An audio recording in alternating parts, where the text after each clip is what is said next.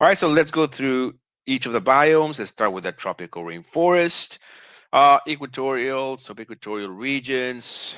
Think about the jungle, South America, Central America. Temperature, pretty high. In other words, it's pretty hot in here, right?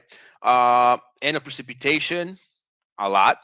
And it doesn't vary seasonally, so very little seasonal variation. As you can see over here, there's going to be a lot of vertically layered, and competition for light is going to be intense because there's a lot of trees, there's a lot of vegetation. Vegetation is dense, uh, very diverse because there's a lot of rain, because it's very hot, there's a lot of vegetation, there's a lot of plants. Therefore, it's going to have a high biodiversity.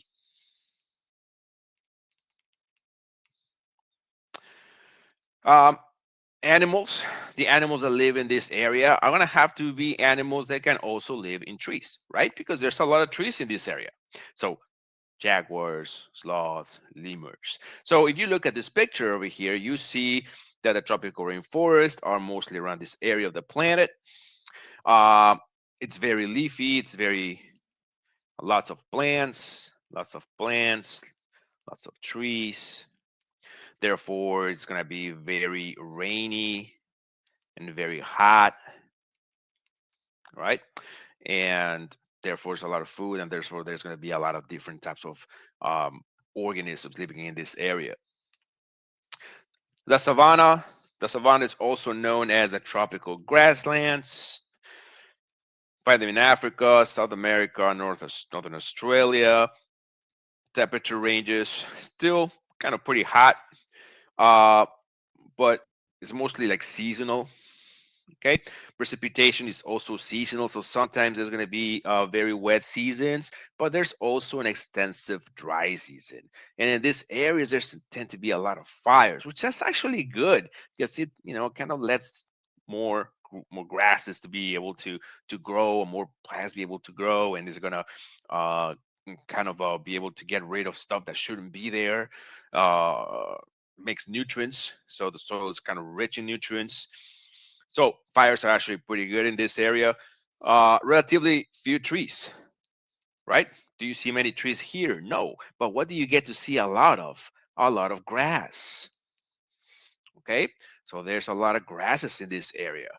And if there's a lot of grass, there's going to be a lot of organisms that are going to be eating grass. We call these grazers.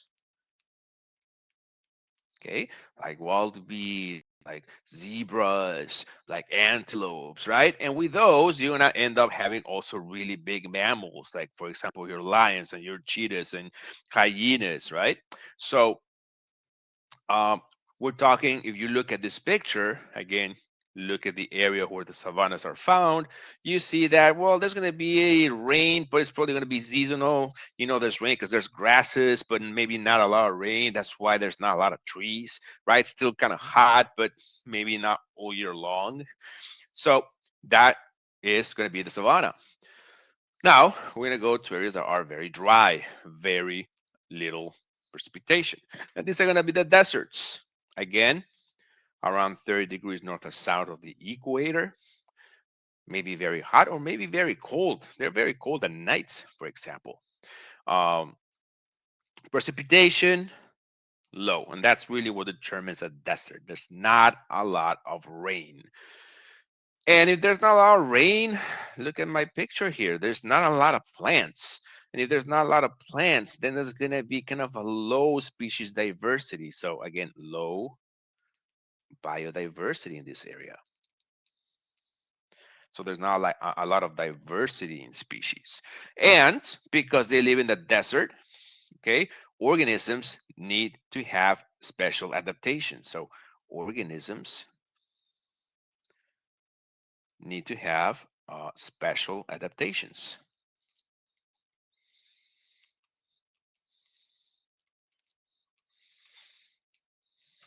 So for example, plants, all right, are going to have deep roots, reduce foliage to reduce water loss, large, fleshy, water-storing stems.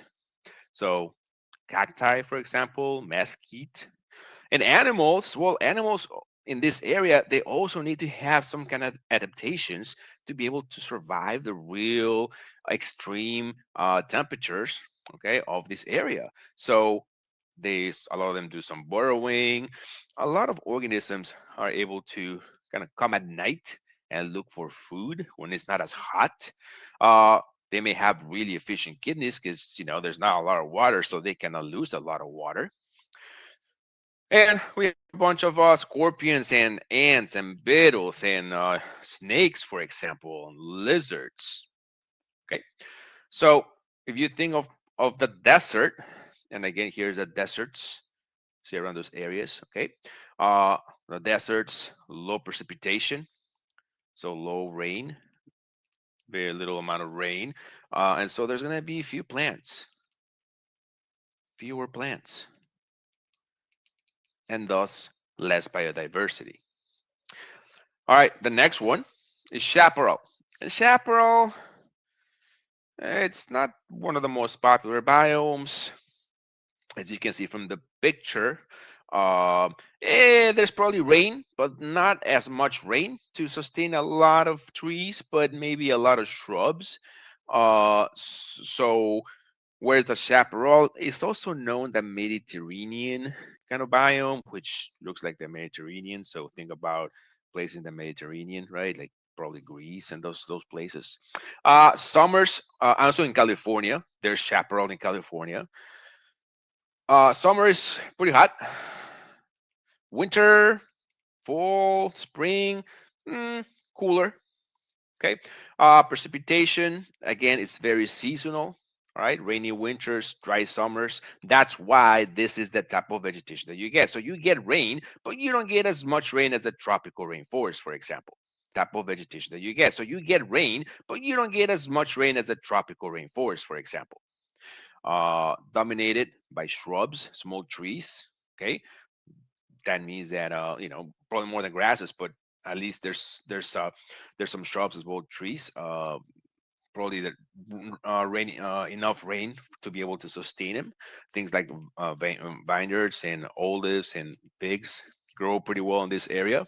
Again, this area is also very adapted to fire because there's constant fires. Think of California. There's constant fires in California, and there's some droughts over there too. Animals include browsing mammals, insects, amphibians, small mammals, coyotes, jackrabbits, rabbits, mule deer, gray fox, etc. Okay, so that's a chaparral.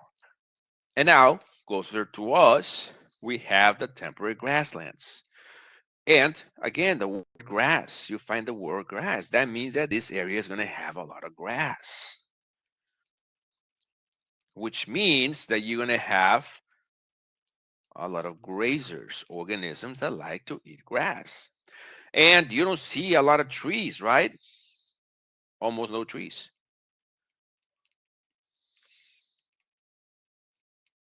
in this area. So it's kind of similar to the savanna. Um, Temperate grasslands, also known as prairies, as plains, mid latitudes, winters. This is kind of our area here. So winters, they're very cold, but summers are very hot. Precipitation ranges throughout the year, but it's seasonal. So precipitation is seasonal. Very few trees, if any. Dominant vegetation, grasses. Okay, so again, what kind of animals are gonna live here? Grazers. Okay, bison, for example, and wild horses. Okay, so that was the prairies and the plains, the grasslands. Another one is gonna be temperate broadleaf forest. And this one, again, is going to be around here in this area. Uh, Winters, cold winters, summers, hot and humid, kind of the similar latitude as the prairies, uh, the grasslands. So annual precipitation, um, it's also seasonal, depends by seasons. So a lot of rain, mostly all seasons. It's almost like spread around.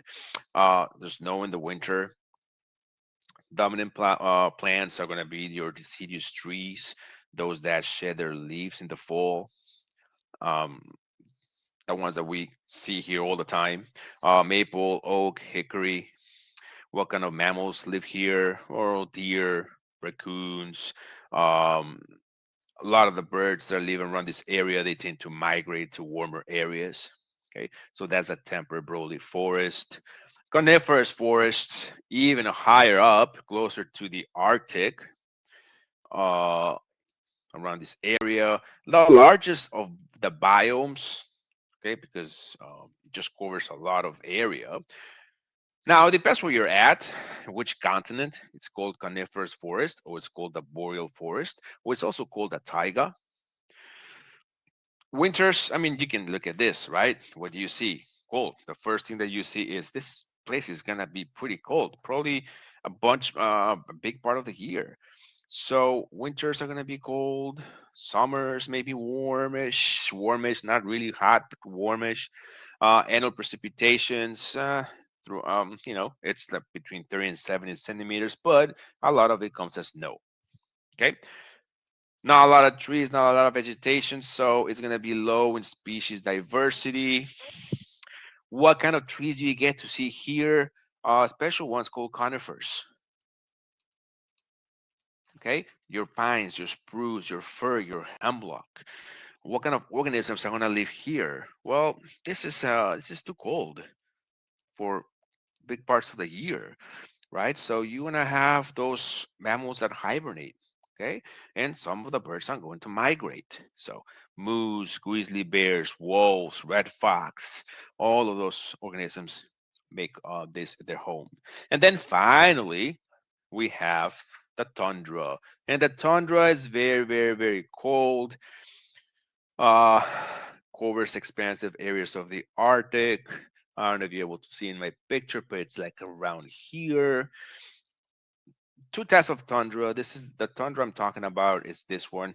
But there's also something called the alpine tundra because mountains can, they're some mountains are huge. So there's very high mountain tops, and at that part of the at the tip of the mountain top, there's a completely different environment. It's very very cold. Remember we talked about this in one of the videos that as elevation increases, it gets colder and colder and colder. So in the tundra, okay, the winters are probably cold, freezing, I would say. They're freezing cold. Summers, they're relatively cool, right? They're not warm, they're not hot, but it's nice enough to have some growth. Not a lot of precipitation, but a lot of snow. Again, because there's not a lot of vegetation, so it's going to be low in species diversity. What kind of vegetation do you see here? Some grasses, some mosses, some lichens, okay, some small shrubs, for example. So the growing season is great. It produces a lot of food for organisms, but it's very, very, very short. And one of the things about that you're probably noticing here is there's no trees, right? It's all kind of populated by, let me just say, small plants. Okay, so why? Because there's something called permafrost. Permafrost is a permanently frozen layer of soil, which restricts the growth and of plant roots. What kind of mammals live there or um, organisms live here? Musk oxen, caribou, reindeer, uh, wolves, bears, foxes. Migratory birds do come here and they nest in the summer. Okay. Why? Because well, there's a lot of food in the summer. In that little growing season that we see here, right? In that little growing season, there's a lot of food available and a lot of daylight. Okay, and kind of makes great for it's it makes for a great breeding grounds. Breeding grounds.